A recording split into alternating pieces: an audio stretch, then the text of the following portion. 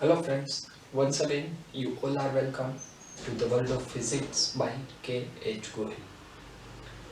આગળના લેક્ચરની અંદર આપણે એક પરિમાણમાં અને દ્વિપરિમાણમાં સંઘાત વિશેની ચર્ચા કરી. આજનો લેક્ચર એ માત્ર ને માત્ર JEE અથવા નીટની તૈયારી કરતા વિદ્યાર્થીઓ માટેનો જ રહેશે. આજના લેક્ચરની અંદર આપણે સંઘાતનો જ એક નવો પ્રકાર ભણવાના છીએ અને જેના વિશેની ડિટેલમાં ચર્ચા કરીશું. આ ઉપરાંત એનો અંદરનો જે ટોપિક આવશે એ ટોપિકની આના પછીના લેક્ચરમાં ફરીથી વધારે ડિટેલમાં ચર્ચા કરીશું. તો સૌથી પહેલા તો આપણે શરૂઆત કરીએ સંઘાતથી. તો સંઘાતની અંદર જેમ આપણે વાત કરેલી છે કે સંઘાત કુલ બે પ્રકારના હોય છે. તો એ બે પ્રકારના સંઘાત કયા કયા આવશે? જો આપણે એની વાત કરીએ તો એ સંઘાતના બે પ્રકારની અંદર સૌથી પહેલું આવશે હેડ ઓન કોલાઇઝન. હેડ ઓન કોલાઇઝન મતલબ સન્મુખ સંઘાત. સન્મુખ સંઘાત એટલે એવો સંઘાત કે જેની અંદર આપણે એક પદાર્થનું મધ્યમાન કેન્દ્ર, એક પદાર્થનું દ્રવ્યમાન કેન્દ્ર બીજા પદાર્થના દ્રવ્યમાન કેન્દ્ર પર અથડાય તો આવા સંઘાતને સન્મુખ સંઘાત એટલે કે હેડ ઓન કોલાઇઝન કહે છે. દાખલા તરીકે જો આપણે વાત કરીએ તો અત્યાર સુધીની આપણે જે પણ સ્થિતિનો અભ્યાસ કરેલો છે એ હેડ ઓન કોલાઇઝનમાં આવશે. અહીંયા હું તમને થોડા શબ્દ અંગ્રેજીમાં પણ કહેતો જાઉં છું કે જેથી કરીને તમને એના વિશેનો એક્ઝેક્ટ આઈડિયા આવે, તથા અમુક શબ્દ એવા હશે કે જેનું પ્રોપર ગુજરાતી કદાચ ટેક્સ્ટબુકમાં પણ યુઝ નથી થતું. બરાબર છે? તો આપણે અત્યારે વાત કરીએ છીએ સંઘાતની. સંઘાતની અંદર જો વાત કરીએ તો એના મેઇનલી બે પાર્ટ આવશે. એક આવશે સન્મુખ સંઘાત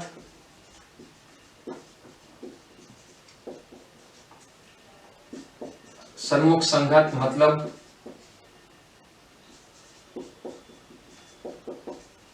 હેડ ઓન કોલાઇઝન, અને બીજો આવશે ઓબ્લિક કોલાઇઝન.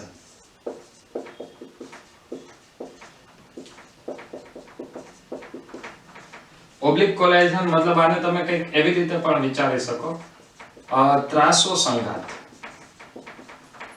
ગુજરાતી કંઈક એનું એવું થશે, ઓબ્લિક મતલબ ત્રાસો, કોલાઇઝન મતલબ સંઘાત. સૌથી પહેલા તો આપણે વાત કરીએ હેડ ઓન કોલાઇઝન સન્મુખ સંઘાતની, તો જેને આપણે પૂરી રીતે ડિટેલમાં ભણી ગયા છીએ. જો હેડ ઓન કોલાઇઝનની વાત કરીએ તો હેડ ઓન કોલાઇઝનની અંદર સ્થિતિ શું હોય એને પહેલા આપણે જસ્ટ એક વખત ચર્ચા કરી લઈએ. અહીંયા હું તમને ફરીથી એક નવો શબ્દ આપીશ. માની લઈએ કે આ એક પદાર્થ છે. આ પદાર્થ આ દિશામાં u1 જેટલી ઝડપથી ગતિ કરે છે. પદાર્થનું દળ છે m1. આ જે બીજો પદાર્થ છે એ પદાર્થ સ્થિર હોય અથવા u2 જેટલી ઝડપથી ગતિ કરે, જેનું દળ આપણે લઈએ છીએ m2. આ વાતની અંદર ખાસ ઓબ્ઝર્વ એ કરવાનું છે કે આપણે અત્યાર સુધીમાં જેટલી પણ સ્થિતિનો અભ્યાસ કરેલો છે એની અંદર જે પણ પદાર્થની ગતિ થતી હતી એ ગતિ કંઈક આવા પ્રકારની હતી કે જેની અંદર લાઇન ઓફ એક્શન અને પદાર્થનો વેગ બંને એક જ દિશામાં હોય. લાઇન ઓફ ઇમ્પેક્ટ અને પદાર્થનો વેગ. તો સૌથી પહેલા એક નવો શબ્દ આવશે, લાઇન ઓફ ઇમ્પેક્ટ શું છે? એક શબ્દ હું તમને અહીંયા વધારાનો આપીશ, એ છે લાઇન ઓફ ઇમ્પેક્ટ. ઇમ્પેક્ટ મતલબ અસર. જ્યારે એક પદાર્થનો બીજા પદાર્થ સાથે સંઘાત થાય છે ત્યારે એની અસર કેવી રીતે ઉત્પન્ન થાય છે, એ જે અસર છે એ અસરની રેખા અને બંનેના વેગની દિશા જો એક જ હોય તો એ સન્મુખ સંઘાત કહેવાય. જ્યારે ઓબ્લિક કોલાઇઝનની અંદર આ બંને એક હોતી નથી. મતલબ લાઇન ઓફ ઇમ્પેક્ટ અને વેગ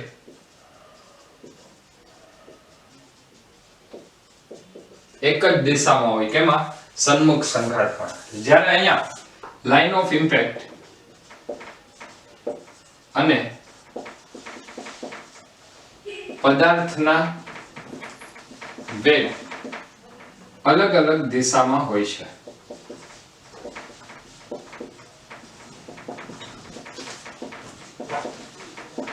જ્યારે લાઇન ઓફ ઇમ્પેક્ટ અને પદાર્થના વેગ અલગ અલગ દિશામાં હોય તો એ સ્થિતિમાં ઓબ્લિક કોલાઇઝન ગણવામાં આવે છે. હવે અહીંયા આપણે લાઇન ઓફ ઇમ્પેક્ટ શું છે એના વિશે થોડી વધારે ચર્ચા કરીએ. તો લાઇન ઓફ ઇમ્પેક્ટ કેવી રીતે દોરવું, અહીંયા તમારે ખાસ કઈ લાઇન ઓફ ઇમ્પેક્ટની જરૂર નથી. જો આપણે લાઇન ઓફ ઇમ્પેક્ટને થોડી વધારે સારી રીતે વ્યાખ્યાયિત કરવું હોય તો એના માટે હું અહીંયા ફરીથી બે પદાર્થ લઉં છું.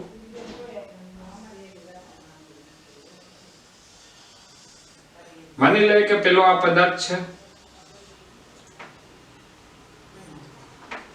અને બીજો પદાર્થ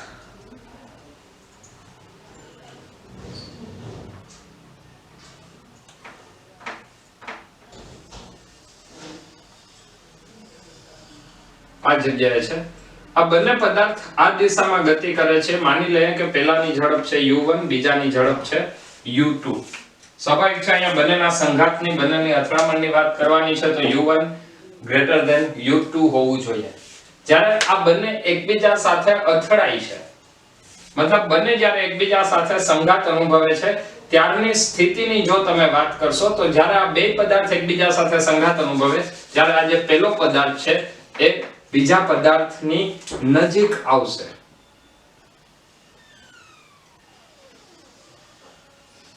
એ સ્થિતિ લગભગ કંઈક આવી સ્થિતિ હશે. હવે આના ઉપરથી આપણને લાઇન ઓફ ઇમ્પેક્ટ અને વેગની દિશાનો આપણે ફરીથી એક વખત વિચાર કરીએ તો અત્યારની સ્થિતિ પ્રમાણે આ પદાર્થ, પહેલા પદાર્થનો વેગ u1 આ દિશામાં હતો, બીજા પદાર્થનો વેગ u2 આ દિશામાં છે. હવે જો લાઇન ઓફ ઇમ્પેક્ટ દોરવી હોય તો લાઇન ઓફ ઇમ્પેક્ટ કેવી રીતે મળશે? તો બંનેની જે સંપર્ક સપાટી છે એ સંપર્ક સપાટી પહેલા આપણે વિચારશું. બંનેની જે સંપર્ક સપાટી છે એ સંપર્ક સપાટીમાં દોરેલો લંબ, બંનેની સંપર્ક સપાટીમાં દોરેલો લંબ એટલે એ થશે લાઇન ઓફ ઇમ્પેક્ટ. મતલબ એ એકબીજા ઉપર કઈ દિશામાં શું અસર નિપજાવશે એ નક્કી કરતી રેખા એટલે લાઇન ઓફ ઇમ્પેક્ટ કહેવાય. અને આ રેખા કેવી રીતે મળશે? તો બંને પદાર્થની સંપર્ક સપાટીને દોરેલો લંબ, તો એ આપણને લાઇન ઓફ ઇમ્પેક્ટ આપશે. હવે અહીંયા લાઇન ઓફ ઇમ્પેક્ટ ની વાત કર્યા બાદ ફરીથી આ ઉદાહરણ અને આ ઉદાહરણ બંનેને એકવાર મિક્સ કરીને આપણે ચેક કરીએ કે બંનેમાં એક્ઝેક્ટલી તફાવત શું છે. જ્યારે આ બંને પદાર્થ એકબીજા સાથે સંઘાત અનુભવશે ત્યારની સ્થિતિની જો તમે વાત કરશો તો બંને પદાર્થોને સૌથી પહેલા આપણે લંબ દોરશું. ક્યાં લંબ દોરવાનો છે? સંપર્ક સપાટીએ. તો આ બંને પદાર્થોની સંપર્ક સપાટી અને એ સંપર્ક સપાટીને દોરેલો લંબ એ આપણને લાઇન ઓફ ઇમ્પેક્ટ આપશે.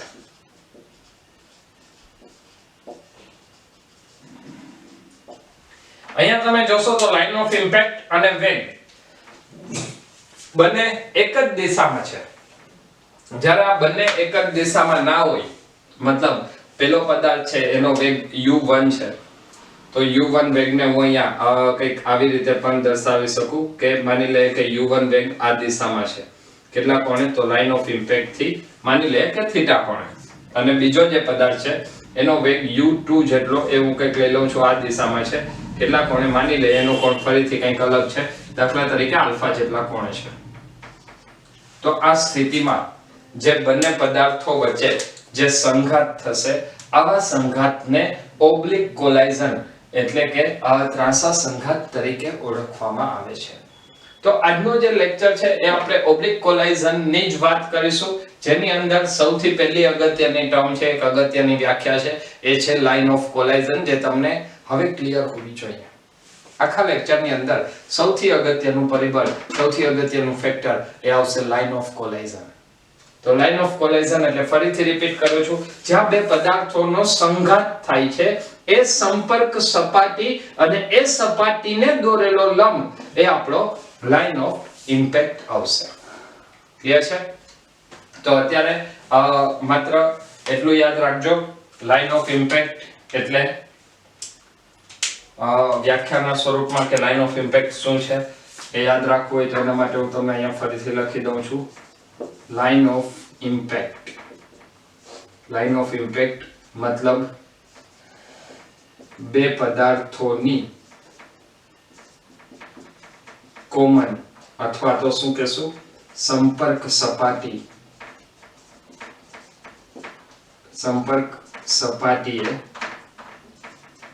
દોરેલો લંબ.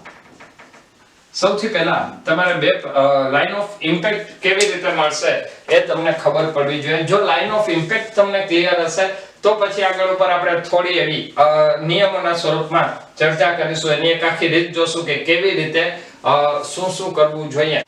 હવે ઓબ્લિક કોલાઇઝન લાગુ પાડવા માટેના કેટલાક નિયમો, કેટલીક શરતો છે જેની આપણે ચર્ચા કરીશું.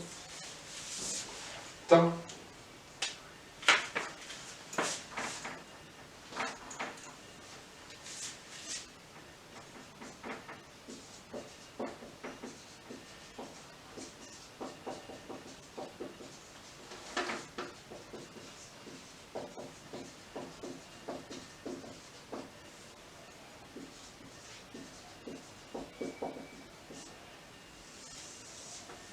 ઓબ્લિક કોલાઇઝન લાગુ પાડવા માટેના નિયમો.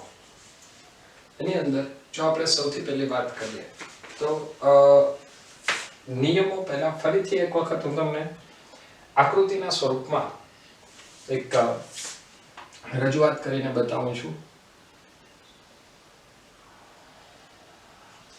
દાખલા તરીકે આ પહેલો પદાર્થ છે જેનું દળ છે m1, જે આ દિશામાં u1 વેગથી ગતિ કરે છે. બીજો પદાર્થ દળ છે m2, જે કંઈક આનાથી થોડી અલગ દિશામાં u2 વેગથી ગતિ કરે છે. 2 મિનિટ માટે આપણે આવું માની લઈએ છીએ. જ્યારે તે બંને સંઘાત અનુભવે છે ત્યારની સ્થિતિની જો આપણે ચર્ચા કરીએ તો સંઘાત સમયની જો આપણે વાત કરીએ તો ત્યારે બંને પદાર્થો એકબીજાના સંપર્કમાં હશે. માની લઈએ કે આ પહેલો પદાર્થ છે m1 અને આ બીજો પદાર્થ છે m2. તો સૌથી પહેલા અહીંયા જો તમે બંનેના વેગની દિશાની વાત કરશો તો સંઘાત પહેલા પદાર્થનો વેગ આ દિશામાં હતો u1 અને બીજા પદાર્થનો વેગ કંઈક આ દિશામાં હતો. હવે આપણે અહીંયા સૌથી પહેલા લાઇન ઓફ ઇમ્પેક્ટની વાત કરવી પડશે. તો લાઇન ઓફ ઇમ્પેક્ટ કેવી રીતે મળે એના માટે મેં તમને અગાઉ પણ કીધેલું છે, એક વખત ફરીથી રિપીટ કરું છું. બંનેની જે સંપર્ક સપાટી છે એ સંપર્ક સપાટીએ દોરેલો લંબ એ લાઇન ઓફ ઇમ્પેક્ટ થશે. મતલબ આ જે સંપર્ક સપાટી છે તો એ સંપર્ક સપાટીને એક લંબ દોરવાનો અને આ દોરેલો લંબ એ આપણો લાઇન ઓફ ઇમ્પેક્ટ થશે. હવે આ લાઇન ઓફ ઇમ્પેક્ટ દોરાઈ ગયા બાદ અહીંયા આપણે બંને પદાર્થનો વેગ વ્યાખ્યાયિત કરી શકીએ. સંઘાત પહેલાનો વેગ, તો સંઘાત પહેલાનો વેગ જો આપણે દર્શાવીએ તો પહેલા પદાર્થ માટે એનો વેગ કંઈક આ દિશામાં હતો, હું લખું છું u1 જેટલો. લાઇન ઓફ ઇમ્પેક્ટ સાથે માની લઈએ કે એનો કોણ થીટા છે. બીજા પદાર્થનો વેગ કંઈક આ દિશામાં હતો, એના વેગને આપણે કહીએ છીએ u2 જેટલો. તો એ પદાર્થનો લાઇન ઓફ ઇમ્પેક્ટ સાથેનો કોણ આલ્ફા છે. હવે જો તમે આગળ ચર્ચા કરશો તો અહીંયા ફરીથી આપણે કેટલાક પરિણામો જોવા મળશે.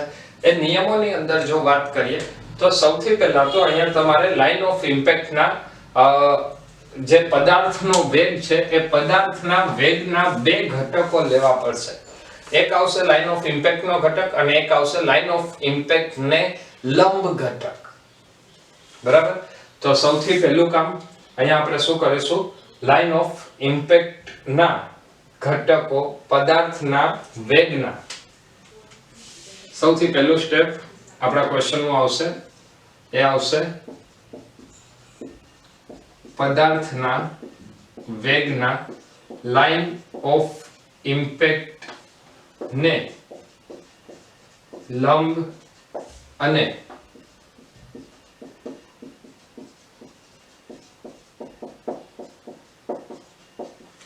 સમાંતર ઘટકો લેવા. તો અહીંયા આપણે લાઇન ઓફ ઇમ્પેક્ટ ને લંબ અને સમાંતર ઘટકો લેવા પડશે. તો એ ઘટકો લેવા માટે હું અહીંયા ફરીથી u1 અને u2 ના ઘટકો વિચારું છું.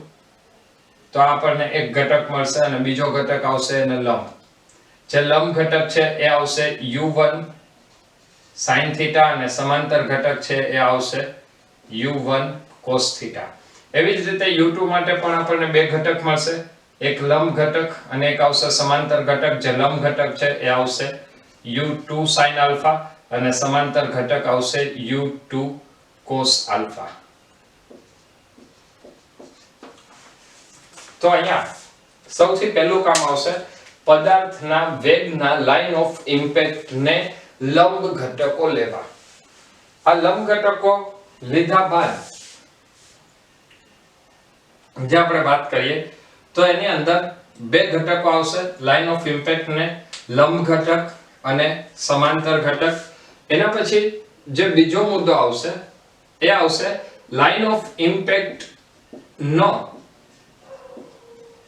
લંબ ઘટકોમાં કોઈ ફેર પડશે નહીં, મતલબ લંબ ઘટકો અચળ રહેશે. સંઘાત બાદની જો આપણે વાત કરીએ તો લાઇન ઓફ ઇમ્પેક્ટ ના લંબ ઘટકો અચળ રહેશે, મતલબ સંઘાત બાદ બદલાતા નથી. સંઘાત બાદ બદલાતા નથી. આ બીજો પોઈન્ટ આવશે. અત્યારે હું તમને જે પણ પોઈન્ટ્સ કહું છું એ પોઈન્ટ્સ તમારે યાદ રાખવા પડશે ને એટલું જો યાદ રહી ગયું તો ઓબ્લિક કોલાઇઝરના દાખલા તમે ખૂબ જ સરળતાથી ગણી શકશો. ત્યારબાદ ત્રીજો મુદ્દાની જો આપણે વાત કરીએ તો પોઈન્ટ નંબર 3 આવશે લાઇન ઓફ ઇમ્પેક્ટ ને સમાંતર ઘટકો. કયા ઘટકોને અહીંયા હું વાત કરું છું? લાઇન ઓફ ઇમ્પેક્ટ ને સમાંતર ઘટકોમાં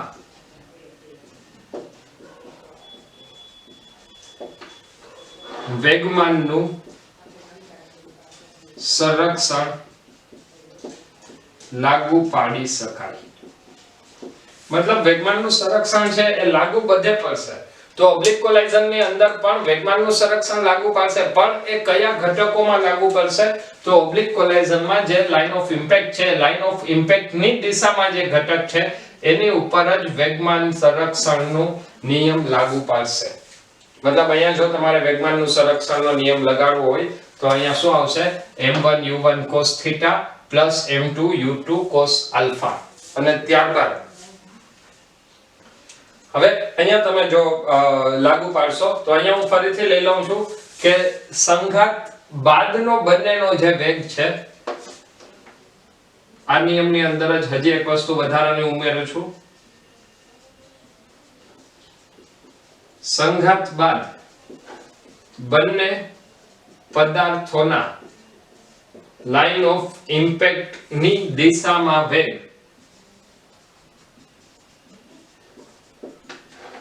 અનુક્રમે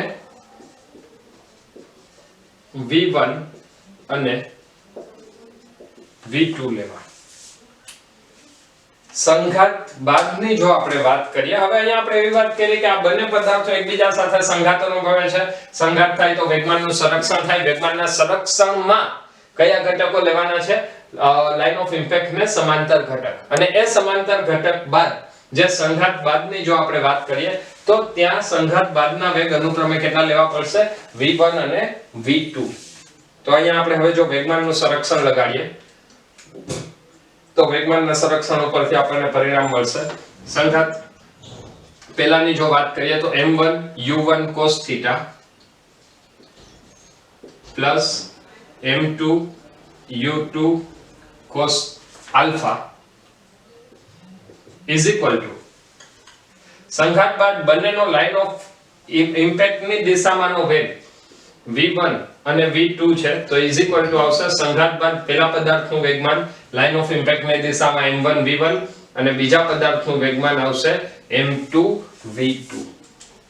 તો આ આપણને આ ક્વેશ્ચન ની અંદર ઓબ્લિક કોલાઇઝર ની અંદર જે સૌથી પહેલું સમીકરણ મળશે એ મળશે કેના ઉપરથી વેગમાન સંરક્ષણના નિયમ ઉપરથી અને જેની અંદર વેગમાનનું સંરક્ષણ કઈ દિશામાં લેવાનું છે લાઈન ઓફ ઇમ્પેક્ટ ને સમાંતર ઘટકોમાં લેવાનું છે. ફરીથી અહીંયાથી હજી આપણે આગળ વાત કરીએ તો જો તમને ક્વેશ્ચન ની અંદર એવું પૂછેલું હોય કે પદાર્થનો વેગ કેટલો અથવા પદાર્થની ઝડપ કેટલી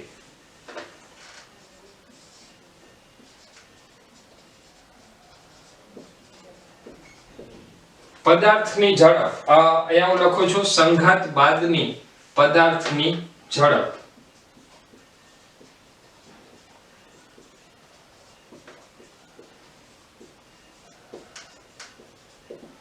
સંઘાત બાદની પદાર્થની જો ઝડપ આપણે લખવી હોય તો પહેલા પદાર્થ માટે સંઘાત બાદ એનો વેગ કેટલો છે v1 કઈ દિશામાં લાઈન ઓફ ઇમ્પેક્ટ ની દિશામાં તો સંઘાત બાદ પહેલા પદાર્થની ઝડપ v1 ડેશ કહીએ તો આ v1 ડેશ છે એમાં બે ઘટકો આવશે એક લાઈન ઓફ ઇમ્પેક્ટ ના લંબ ઘટક જે અચળ રહે છે એટલે u1 sin θ અને બીજો એને સમાંતર ઘટક જેને આપણે સંઘાત બાદ લીધેલો છે v1 તો પહેલા પદાર્થનો વેગ કેટલો આવશે v1 dash √ of v1 square plus લંબ ઘટક કેટલો છે u1 sin θ હોલ સ્ક્વેર એટલે u સ્ક્વેર sin સ્ક્વેર θ. ચલો હવે ક્લિયર છે. ફરીથી હું અહીંયા રિપીટ કરું છું કે સંઘાત બાદ બંને પદાર્થોના લાઈન ઓફ ઇમ્પેક્ટ ની દિશામાંના વેગ v1 અને v2 છે મતલબ સંઘાત બાદ આ બંનેની બદલે આપણે શું લખશું v1 અને v2 તો હવે એનો વેગ કેટલો થાય જો વેગ શોધવાનો આવે તો એક ઘટક છે v1 અને બીજો ઘટક છે u1 sin θ તો અહીંયા આપણે શું લખશું v1 ડેશ એટલે એનો પહેલા પદાર્થની ઝડપ v1 square plus u1 square sin square θ અથવા અહીંયા હું કહી દઉં છું v નેટ કોનો પહેલા પદાર્થનો અને આવી જ રીતે બીજા પદાર્થનો ચોખ્ખો વેગ લખવો હોય તો એના માટે શું લખશો સમાંતર ઘટક કેટલો આપણે લીધેલો છે v2 તો v2 સ્ક્વેર પ્લસ લંબ ઘટક કેટલો જે અચળ રહે કેટલો છે u2 મતલબ u2 square sin square alpha. તો આવી રીતે આપણને સંઘાત બાદની પદાર્થની ઝડપ મળશે અને ત્યારબાદ છેલ્લો પોઈન્ટ આવશે એ આવશે અહીંયા આપણે હજી એક વસ્તુ જોવી પડશે અને એ છે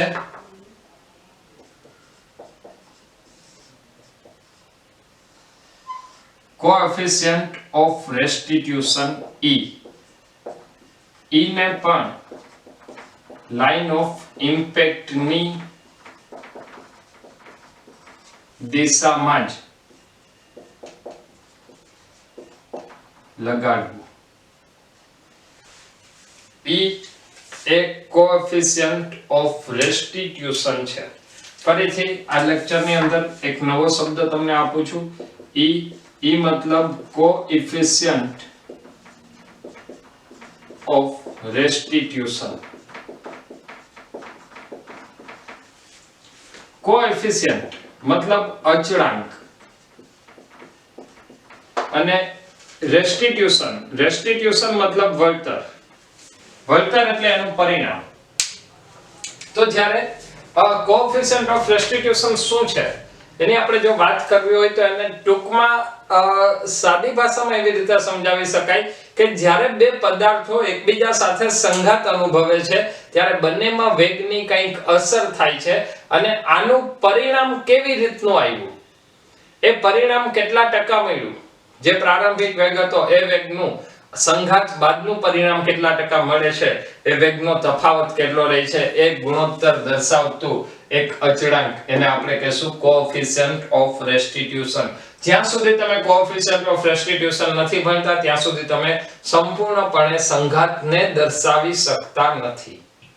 તો આ લેક્ચરની અંદર હું તમને માત્ર કોએફિશિયન્ટ ઓફ રેસ્ટિટ્યુશન માટે ડાયરેક્ટ સૂત્રની જ વાત કરીશ અને એના વિશે ખૂબ જ ટૂંકમાં સમજાવીશ. આના પછીનો જે લેક્ચર છે એ લેક્ચર ફરીથી માત્ર ને માત્ર જેડબલઈ કે નીટની તૈયારી કરતા વિદ્યાર્થીઓ માટેનો જ રહેશે અને એ લેક્ચરની અંદર સ્પેશિયલ કોએફિશિયન્ટ ઓફ રેસ્ટિટ્યુશન ને લગતા બધા જ દાખલાઓ ડિટેલમાં અભ્યાસ કરીશું.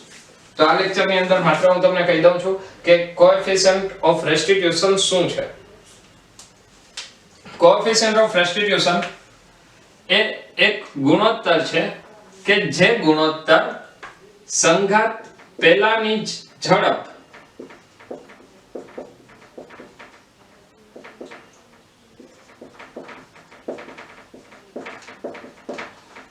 અને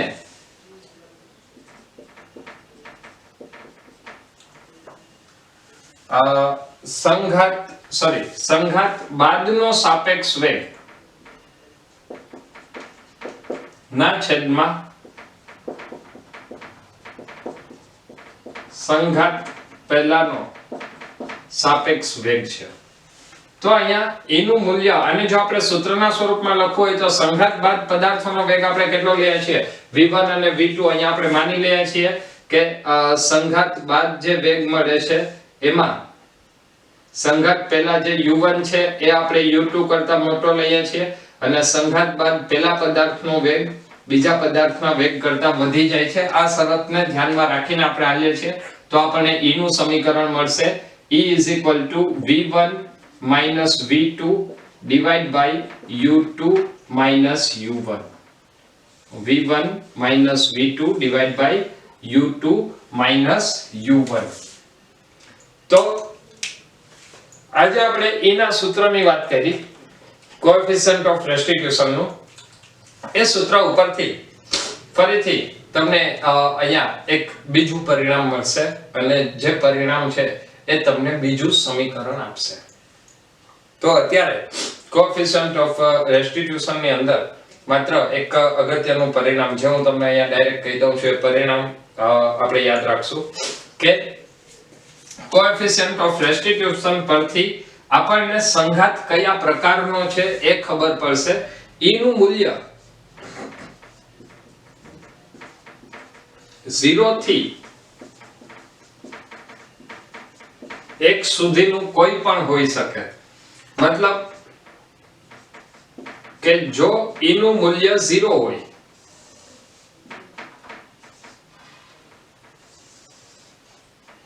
અથવા તો 1 હોય તો પરિણામ શું મળશે?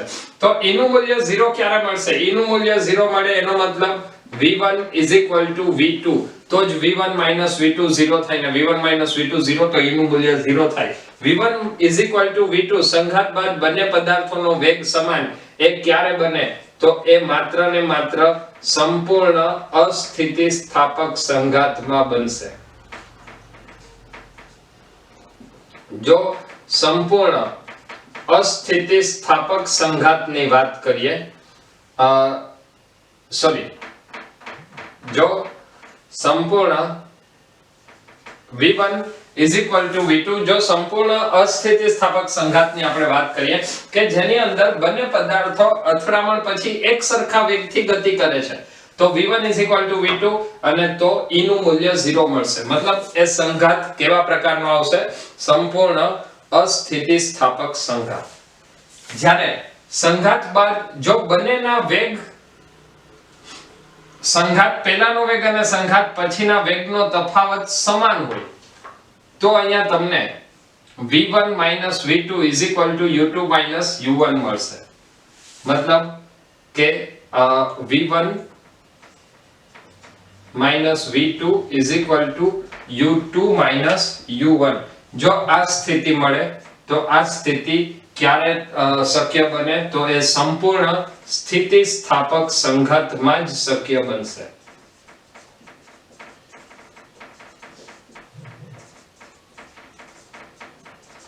તો આજના લેક્ચરની અંદર આપણે માત્ર આટલું યાદ રાખશું કે જો v1 v2 મતલબ e નું મૂલ્ય 0 તો સંઘાત સંપૂર્ણ અસ્થિતિસ્થાપક, આવા સંઘાતમાં બંને પદાર્થો એક સાથે ગતિ કરશે. અને E નું મૂલ્ય 1 તો સંઘાત સંપૂર્ણ સ્થિતિસ્થાપક. અને જો E નું મૂલ્ય 0 થી 1 ની વચ્ચેનું હોય તો આ સંઘાત અંશતઃ સ્થિતિસ્થાપક સંઘાત કે અંશતઃ અસ્થિતિસ્થાપક સંઘાત કહેવાય છે.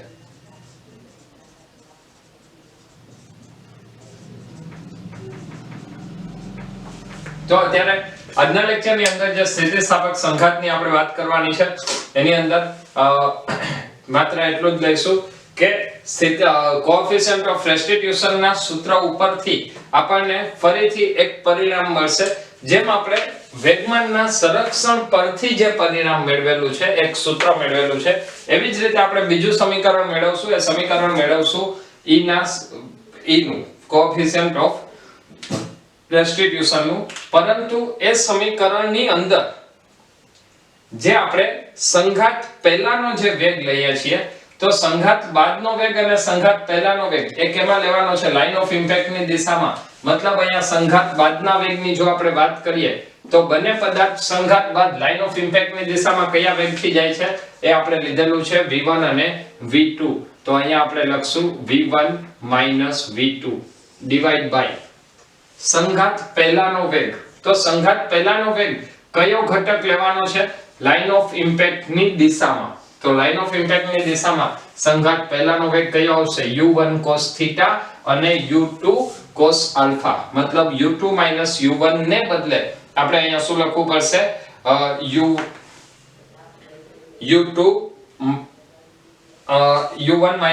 u2 ને બદલે આપણે અહીંયા લખશું, સોરી અહીંયા આપણે લીધેલું છે v1 is greater than v2. તો અહીંયા હું લખી નાખું છું, મોટામાંથી આપણે નાનાને બાદ કરીએ તો v1 v2 v1 અને u1 u2. તો અહીંયા આપણે લખશું v2 v1 અને સંઘાત પહેલાનો વેગ. તો સંઘાત પહેલા આપણે આનો વેગ મોટો લીધો છે એટલે હું અહીંયા લખીશ u1 cos θ u2 cos alpha. આ જે સૂત્ર છે આ સૂત્ર આપણને બીજું સમીકરણ આપશે અને એ જે બીજું સમીકરણ છે કોએફિશિયન્ટ ઓફ રેસ્ટિટ્યુશન નું, એ બંને સમીકરણને સોલ્વ કરશું તો આપણને પરિણામ મળશે. તો ઓબ્લિક કોલાઇઝન ને સોલ્વ કરવા માટે, ઓબ્લિક કોલાઇઝન ના ક્વેશ્ચન સોલ્વ કરવા માટે ફરીથી એક વખત ઝડપથી હું ટૂંકમાં રિપીટ કરું છું કે પદાર્થના વેગના લાઈન ઓફ ઇમ્પેક્ટ ને લંબ અને સમાંતર ઘટક લેવાના. એની અંદર જે લાઈન ઓફ ઇમ્પેક્ટ ને લંબ વેગનો ઘટક છે એ હંમેશા અચળ રહેશે. જે સમાંતર ઘટક છે એમાં તમે બે વસ્તુ લાગુ પાડશો. પહેલું વેગમાન સંરક્ષણનો નિયમ, વેગમાન સંરક્ષણનો નિયમ લાગુ પાડશો તો એની અંદર પ્રારંભિક વેગના ઘટકો જે તમે લીધેલા છે એ આવશે અને સંઘાત બાદના વેગ આપણે v1 અને v2 ધારી લેશું. ત્યારબાદ જો કોએફિશિયન્ટ ઓફ રેસ્ટિટ્યુશન ની વાત કરીએ તો E નું મૂલ્ય જે કાંઈ પણ છે, દાખલા તરીકે તમને સંપૂર્ણ સ્થિતિસ્થાપક સંઘાત આપેલો છે તો તમે E નું મૂલ્ય 1 લેશો. સંપૂર્ણ અસ્થિતિસ્થાપક સંઘાત આપ્યો હોય તો E નું મૂલ્ય 0 લેશો. એ મૂલ્ય 0 લઈ અને ફરીથી અહીંયા ગણતરી કરશો. અહીંયા પણ એ ધ્યાનમાં રાખવાનું છે કે તમે જે કોએફિશિયન્ટ ઓફ રેસ્ટિટ્યુશન નું સૂત્ર જે લગાડો છો એ સૂત્રની અંદર બંને પદાર્થોના વેગ નહીં પરંતુ બંને પદાર્થોના વેગના લાઈન ઓફ ઇમ્પેક્ટ ના ઘટકોનું મૂલ્ય લેવાનું છે. હવે ક્વેશ્ચન્સ ગણીએ ઓબ્લિક કોલાઇઝનના. તો એની અંદર માની લે કે તમને ક્વેશ્ચનની અંદર આપેલું છે કે આકૃતિમાં દર્શાવ્યા પ્રમાણે સંઘાત થાય છે તો સંઘાત બાદનો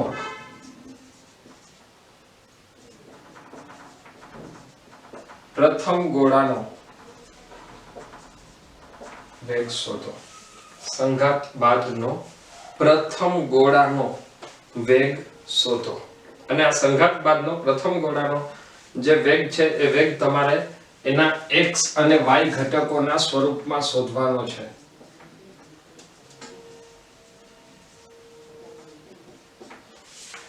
તો સૌથી પહેલા તો તમને ક્વેશ્ચનની અંદર કંઈક શરત આપેલી હશે. એ શરત અહીંયા હું તમને બતાવી દઉં છું. માની લે કે પેલો પદાર્થ છે એનું દળ લઈએ છીએ m1 જે આ દિશામાં 4 મીટર પ્રતિ સેકન્ડ આ વેગથી ગતિ કરે છે. બીજો જે પદાર્થ છે એ બીજા પદાર્થને સંઘાત પહેલાનો વેગ જો આપણે લઈએ તો પેલા પદાર્થનો વેગ છે u1 એ છે 4 મીટર પ્રતિ સેકન્ડ અને બીજો જે પદાર્થ છે એનો સંઘાત પહેલાનો વેગ સ્થિર છે. સંઘાત બાદની આપણે વાત કરવાની છે અને અહીંયા તમને લાઇન ઓફ ઇમ્પેક્ટ સાથેના આજે એનો લંબ ઘટક આવશે. સમાન બંનેની કોમન સપાટી છે એને લંબ ઘટક આપણે જો લઈએ તો એને લંબ રેખા એ આવશે લાઇન ઓફ ઇમ્પેક્ટ અને આ u1 no line of impact સાથેનો કોણ એ તમને 30 ડિગ્રી ક્વેશ્ચન ની અંદર આપેલો છે. u1 no line of impact સાથેનો ખૂણો 30 ડિગ્રી છે. તો ચલો સૌથી પહેલા તો આપણે નિયમોને યાદ કરીએ. આની અંદર શું કરવાનું હોય તો સૌથી પહેલો નિયમ આવશે લાઇન ઓફ ઇમ્પેક્ટ ની દિશામાં એને લંબ અને એને સમાંતર ઘટકો લેવા. તો સંઘાત બાદ ફરીથી આપણે થોડી આકૃતિના સ્વરૂપમાં જ વાત કરશું.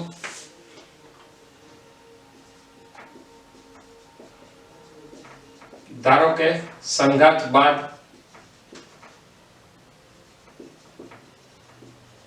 પ્રથમ પદાર્થનો લાઇન ઓફ ઇમ્પેક્ટ ની દિશામાં વેગ v1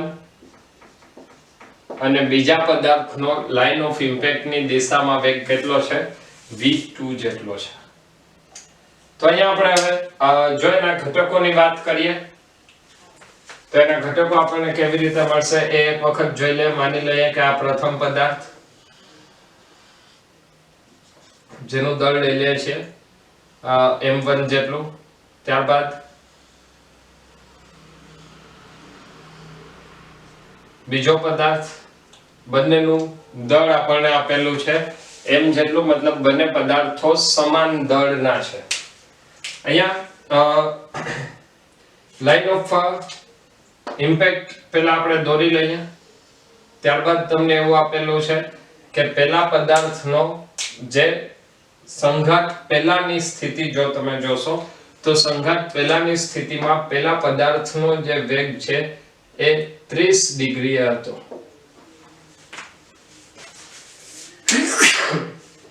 મતલબ અહીંયા આપણને એના બે અહીંયા આપણને બે ઘટકો મળશે. પહેલો ઘટક આવશે લાઇન ઓફ ઇમ્પેક્ટ ને લંબ ઘટક અને બીજો ઘટક આવશે લાઇન ઓફ ઇમ્પેક્ટ ને સમાંતર ઘટક. લાઇન ઓફ ઇમ્પેક્ટ ને લંબ ઘટક જે છે એ આવશે u1 sin 30 લંબ ઘટક અને સમાંતર ઘટક આવશે u1 cos 30. ચાલો તો સૌથી પહેલું કામ આપણે કર્યું લાઇન ઓફ ઇમ્પેક્ટ ને લંબ અને સમાંતર ઘટકો લેવા.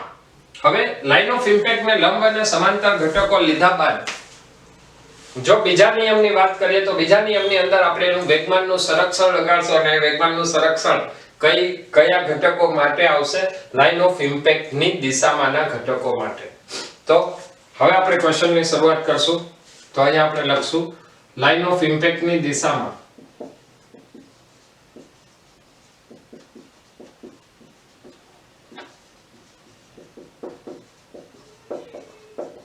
ઘટકો માટે વેગમાન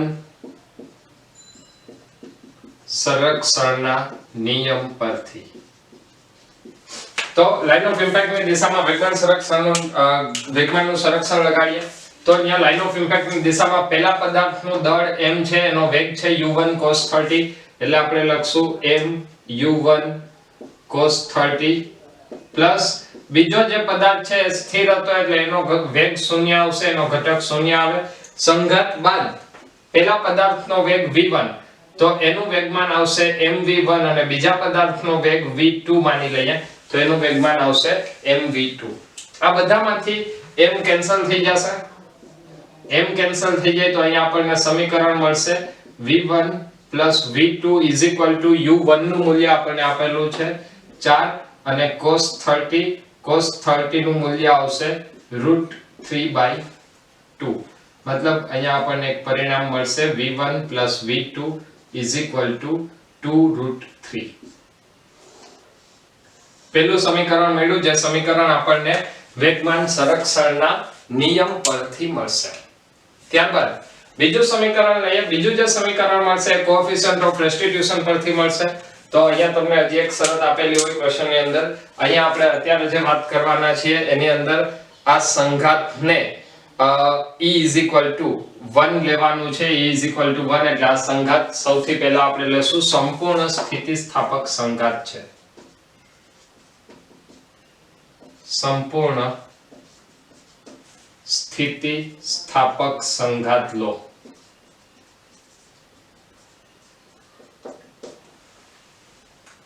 તો સંપૂર્ણ સ્થિતિસ્થાપક સંઘાત માટે e નું મૂલ્ય કેવું આવશે 1. તો અહીંયા ફરીથી આપણે લખશું કોએફિશિયન્ટ ઓફ રેસ્ટિટ્યુશન પરથી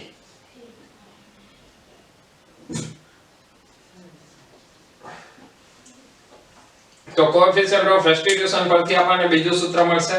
એ સૂત્રને આપણે વિચારીએ તો કોએફિશિયન્ટ ઓફ રેસ્ટિટ્યુશન નું સૂત્ર શું હતું? E સંઘાત બાદનો વેગ ના છેદમાં સંઘાત પહેલાનો વેગ. તો સંઘાત બાદનો વેગ કેટલો? તો સંઘાત બાદનો વેગ v2 v1 ડિવાઇડ બાય સંઘાત પહેલાનો વેગ. સંઘાત પહેલાનો પહેલા પદાર્થનો વેગ u1 cos 30 અને બીજા પદાર્થનો વેગ એ આવશે 0. તો અહીંયા સંપૂર્ણ સ્થિતિસ્થાપક સંઘાત છે. સંપૂર્ણ સ્થિતિસ્થાપક સંઘાત માટે e નું મૂલ્ય આવશે 1. એટલે અહીંયા આપણે લખશું 1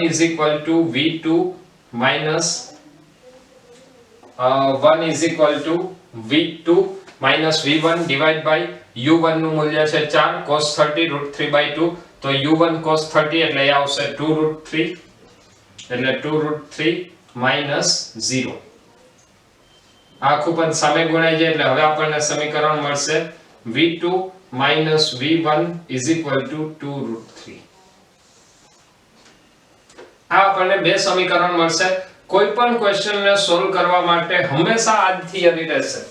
સૌથી પહેલું કામ લાઇન ઓફ એક્શનની દિશામાંના લાઇન ઓફ ઇમ્પેક્ટની દિશામાંના ઘટકો લઈ અને વેગમાન સંરક્ષણનો નિયમ લાગુ પાડો. ત્યારબાદ બીજું કામ કોએફિશિયન્ટ ઓફ રેસ્ટિટ્યુશન પરથી એક સૂત્ર બનાવો. બે સમીકરણ મળશે, બંને સમીકરણને સોલ્વ કરો. તો અહીંયા આપણે બંને સમીકરણને સોલ્વ કરશું. એટલે આપણે અહીંયા લખશું સમીકરણ નંબર 1 અને 2 પરથી. તો 1 અને 2 પરથી આપણને મળશે v1 v2 2√3 અને v2 v1 2√3. આપણે શોધવાનું છે શું? સંઘાત બાદનો પ્રથમ ગોળાનો વેગ. પ્રથમ ગોળાનો વેગ એટલે v1 આપણે શોધવાનું છે. તો v1 શોધવા માટે v2 નો આપણે લોપ કરશું. v2 નો લોપ કરશું તો અહીંયા હું બધાની નિશાની બદલાવી નાખું છું. એટલે અહીંયા v2 અને 2√3 કેન્સલ થઈ જશે. તો અહીંયા આવશે 2v1 0. મતલબ v1 કેટલું આવશે? 0. સંઘાત બાદ v1 પેલા ગોળાનો વેગ કેટલો થાય છે? 0. પરંતુ આજે આપણને v1 મળેલું છે એ ફરીથી યાદ કરાવું છું. v1 શું છે? તો v1 A line of impact ની દિશામાં વેગ છે. લાઇન ઓફ ઇમ્પેક્ટ કેટલી હતી? x અક્ષ સાથે 60 ડિગ્રી x અક્ષ સાથે 30 ડિગ્રીના કોણે. મતલબ જો અહીંયા તમે પેલા પદાર્થ માટે વાત કરશો તો સંઘાત બાદ પ્રથમ પદાર્થ માટે હું અહીંયા ફરીથી એક વખત આ આકૃતિને રિપીટ કરું છું. આ ગોળો m1 આ એના માટે આવશે લાઇન ઓફ ઇમ્પેક્ટ. આપણે એના ઓલરેડી બે ઘટકોની વાત કરેલી છે. એમાં પહેલો ઘટક છે u1 sin 30 મતલબ 4 sin 30 sin 30 એટલે 1/2 એ આવશે 2. અને બીજો જે ઘટક છે એ લાઇન ઓફ ઇમ્પેક્ટ ની દિશામાં અને એ આપણને કેટલો મળ્યો? 0. मतलब આ પદાર્થનો વેગ લાઇન ઓફ ઇમ્પેક્ટની દિશામાં છે નહીં. તો હવે આપણે આ વેગને ઘટકોના સ્વરૂપમાં લખવું છે I અને J ના સ્વરૂપમાં. તો I અને J ના સ્વરૂપમાં કેવી રીતે લખાય? તો એના માટે ફરીથી તમારે એના x અક્ષ અને y અક્ષની દિશામાંના ઘટકો લેવા પડશે.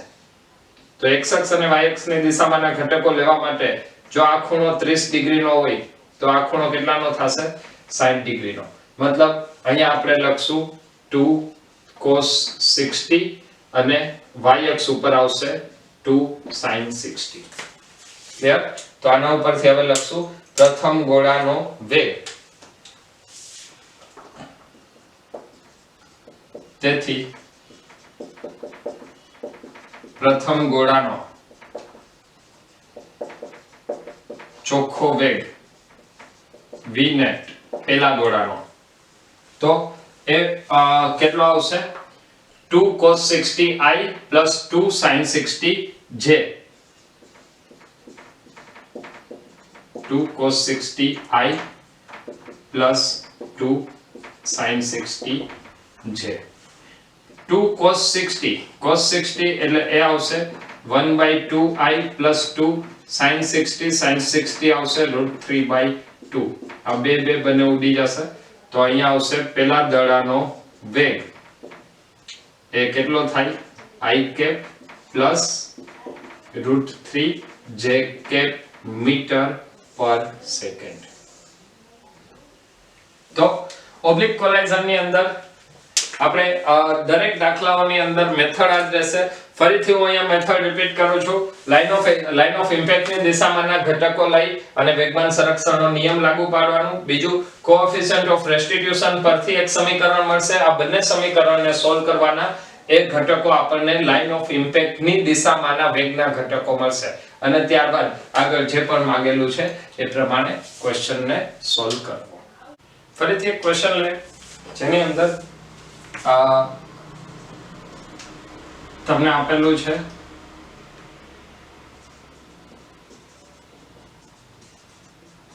સંઘાત બાદ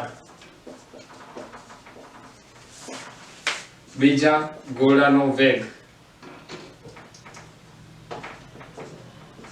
I અને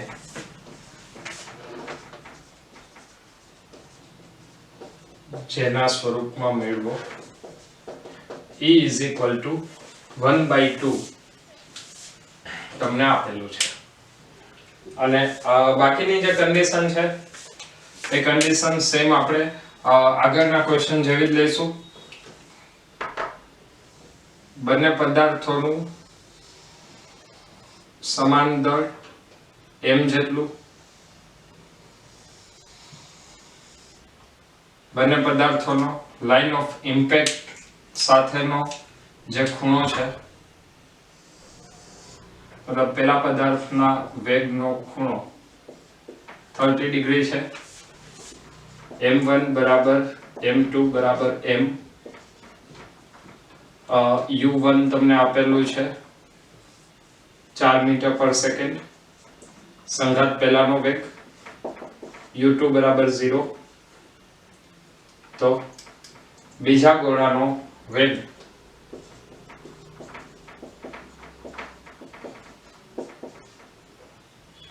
v2 નેટ તમારે શોધવાનું છે. સૌપ્રથમ તો આ ક્વેશ્ચન ની અંદર હવે આપણે જે વસ્તુ જોઈએ છે એ જ વસ્તુની ચર્ચા કરીએ. તો સૌથી પહેલા અહીંયા લાઇન ઓફ ઇમ્પેક્ટ ના ઘટકો લેવા પડશે. તો લાઇન ઓફ ઇમ્પેક્ટ ના ઘટકો માટે હું અહીંયા વિચારું છું સંઘાત પહેલાની જો વાત કરીએ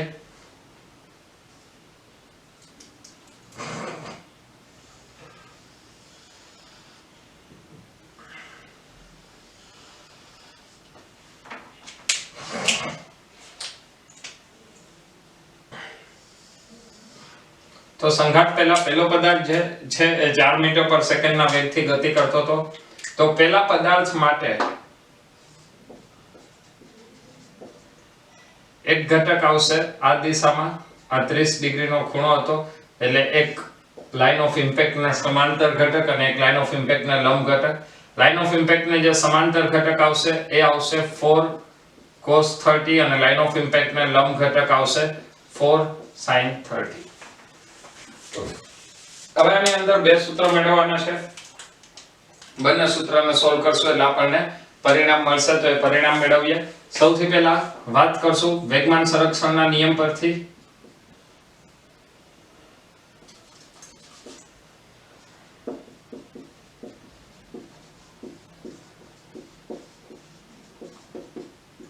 તો વેગમાનનું સંરક્ષણ થાય છે કઈ દિશામાં? લાઇન ઓફ ઇમ્પેક્ટ ની દિશામાં. તો લાઇન ઓફ ઇમ્પેક્ટ ની દિશામાં વેગમાનનું સંરક્ષણ લગાડવું હોય તો પહેલા પદાર્થનું દળ m સંઘાત પહેલાનો એનો વેગ 4 cos 30, બીજા પદાર્થનું દળ m સંઘાત પહેલાનો વેગ 0. સંઘાત બાદ બંને પદાર્થોના લાઇન ઓફ ઇમ્પેક્ટ ની દિશામાં વેગ આપણે લઈએ છીએ v1 અને v2. આ પદ આખું 0 થઈ જશે. m જે છે એ બધામાંથી કેન્સલ થઈ જાય. તો હવે આપણને મળશે v1 v2 4 cos 30. cos 30 આવશે √3/2, મતલબ આ મળશે 2√3.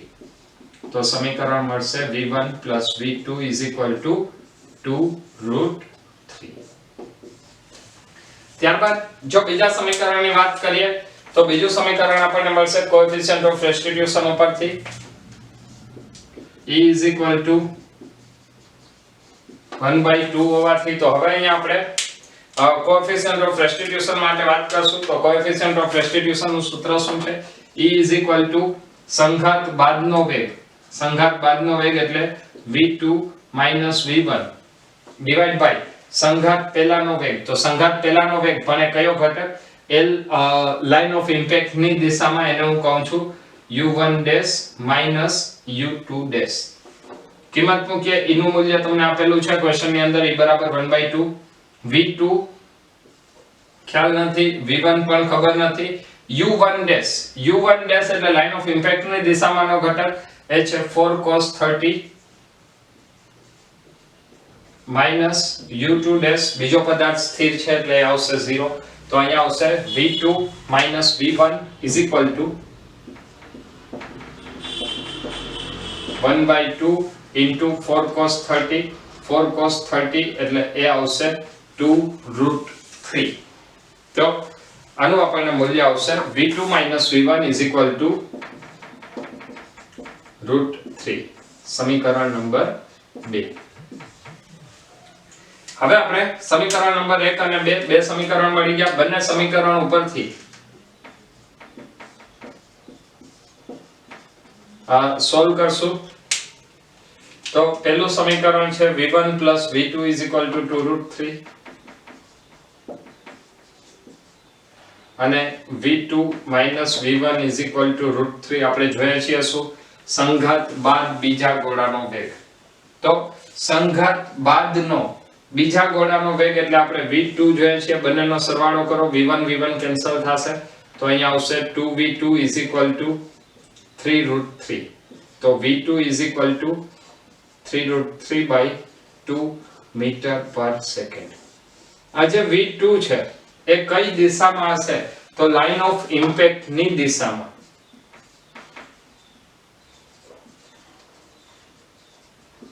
આપણે જે વાત કરવાની છે v2 નો વેગ x અને y ઘટકોના સ્વરૂપમાં શોધવાનો છે. તો ફરીથી અહીંયા આપણે v2 ને જોઈએ. માની લઈએ કે આ બીજો ગોળો m2 છે. તો એના માટે સૌથી પહેલા આપણે લાઇન ઓફ ઇમ્પેક્ટ દોરશું. લાઇન ઓફ ઇમ્પેક્ટ આવી રીતે કંઈક હતી, x અક્ષ સાથે 30 ડિગ્રીના કોણે. અને આ મૂલ્ય આપણને મળેલું છે એ છે 3√3/2 મીટર પર સેકન્ડ. તો અહીંયા એનો ઘટક આવશે અને આપણે કીધેલું છે v2. તો અહીંયા લખશું v2 cos 30 અને આ દિશામાં આવશે v2 sin 30. તો બીજા પદાર્થનો વેગ, સંઘાત બાદનો બીજા પદાર્થનો વેગ એટલે કે v net 2 is equal to v2 cos 30i minus ઋણ દિશામાં છે એટલે હું લખું છું માઈનસ v2 sin 30 છે. v2 નું મૂલ્ય છે 3√3/2 into cos 30 √3/2 I cap minus v2 3√3/2 into sin 30 j cap. તો અહીંયા આપણને પરિણામ મળશે 9/4 I cap minus 3√3/4 j cap. આ મળશે v net. બીજા પદાર્થનો ચોખ્ખો વેગ આટલા મીટર પ્રતિ સેકન્ડનો હોય. તો ઓબ્લિક કોલિઝન માટેના ખૂબ જ બેઝિક કન્સેપ્ટ કેવી રીતે ક્વેશ્ચન સોલ્વ કરવા એના માટેની વાત આપણે આ લેક્ચરની અંદર કરેલી છે. ફરીથી આવતા લેક્ચરની અંદર ઓબ્લિક કોલિઝન માટેના કેટલાક સારા ક્વેશ્ચન્સ આના પછીના લેક્ચરમાં કરશું. તો ખૂબ જ ઝડપથી આવતા નેક્સ્ટ લેક્ચરની અંદર મળીએ છીએ. ત્યાં સુધી બધા મહેનત કરતા રહો. Wish you all the best.